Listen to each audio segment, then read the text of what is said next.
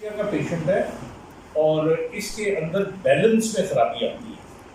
تو میں آپ کو بتاتا ہوں کہ اس کو ٹیسٹ کرنے کا ایک طریقہ یہ بھی ہے، اس انگلی کو ناک پہ لگاؤ، آپ میری انگلی کو لگاؤ، تیز تیز لگاؤ، یہ دیکھیں صحیح لگائیں، تیز تیز لگائیں. یہ کبھی ادھر چلی جاتی ہے، کبھی اس ہاتھ سے لگائیں. دیکھیں پوری ناک پہ نہیں آ رہی. اچھا اب اس کے مقابلے میں دیکھیں میں لگا رہا ہوں، ادھر رکھو انگلی اب یہ دیکھو یہ نارمل یہ ہوتا ہے.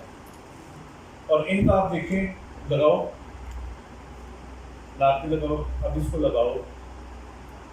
یہ فنگر نوز ٹیسٹ ہے اور اس سے پتہ لگتا ہے. اب جو ایٹیکسیا سیریبیلر ایٹیکسیا ہے، اس کا مطلب ہے کہ دماغ کا یہ جو حصہ ہوتا ہے پیچھے جس کو سیریبیلم کہتے ہیں، اس کے اندر کوئی نقص ہو جو ڈیجنریشن بھی ہو سکتی ہے اور بھی بہت سی بات ہو سکتی ہے. تو ان پیشنٹس کے لیے جو سب سے بہترین ٹریٹمنٹ ہوتا ہے وہ یہ ہوتا ہے کہ ان کی بیماری کو روکا جائے. جو ہو چکی ہے وہ ختم نہیں ہوتی.